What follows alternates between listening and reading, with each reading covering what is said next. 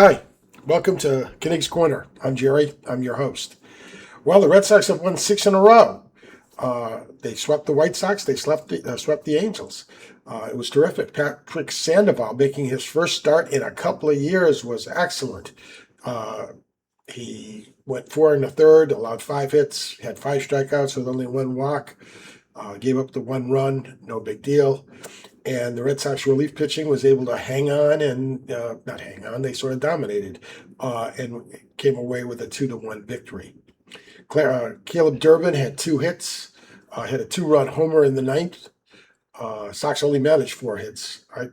Maybe Durbin only had one hit, but they only managed four hits, which this coming series against the Mets will be tough without Contreras. He's serving a 5-game suspension. They've already served one. They can go 2-2 during that period of time. That would be fine. Let's see if they can do it. Tonight, we have a premier matchup. Noah McLean for the Mets, great pitcher, great stuff. Going against Sonny Gray, 10-1 Sonny Gray. Now, the big news for the Red Sox is that as of very few minutes ago, they were still in Chicago, having spent the night on an airplane after a number of different airplanes weren't able to go for them. So whether they play the game tonight, I don't know.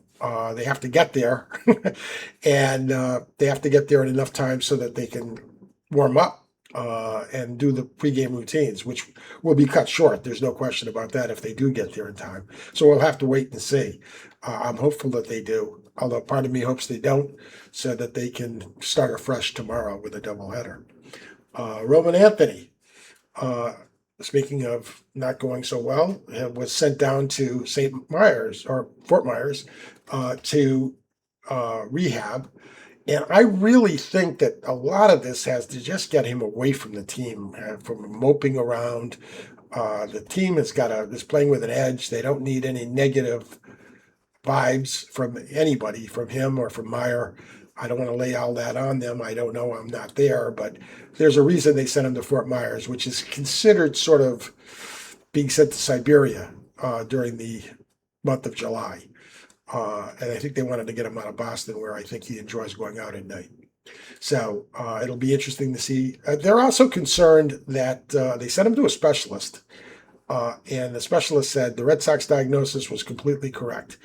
So I think the Red Sox are looking at this thinking that, is this guy not willing to play with pain? I think they feel that with Meyer already, that these two guys may not be gamers. Remember last year, after a certain point, Anthony got hurt and didn't come back. So he got a lat strain, and those are pretty serious, but it's something to concern yourself with when you've locked a guy in for 10 years. I know I'm concerned about it. They need him back, I will tell you that. Marcelo Meyer, not so much. I really like what we're seeing out of Anthony Sigler. And I hope, who we got in the trade, well, I knocked that trade repeatedly.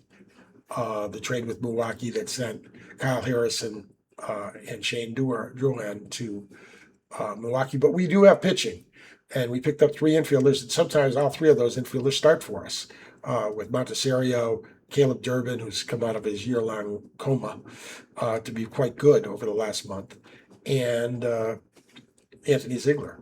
So you see games where they're at second, short, and third. So that's a good thing. But six in a row. If they can go into New York and win 2 out of 3, that would be wonderful. 1 out of 3 gets them the 8-4 that I was hoping for when this 12 game started. And it's still, they're within 2.5 games of the last wild card spot. They moved ahead of teams. Winning will do that for you. And, hopefully somewhere along the line we start to see Crochet come back and Anthony come back, and we can have a whole team and maybe make a run at that last wild card spot, or maybe the second to the last wild card spot. Who knows? So that's where we're at. We'll have to wait and see what happens with this Met game, whether it's played tonight, whether they get in town in time. I'd like to know that the plane at least took off. I haven't seen that confirmed yet, and I've been looking for it. So, although I heard rumors that they would be back by 4:20, that they would be in New York by 4:20, time will tell. So, once again, this is Kinnick's Corner. I'm Jerry. I'm your host. If you like the show, give us a like, give us a subscribe, leave a comment, Tell me what you think about the Red Sox not getting out of Chicago after beating them for 3 times. I'm sure the White Sox were glad to see him go. So we'll wait and see. And I'll talk to you tomorrow. Best of luck, Red Sox.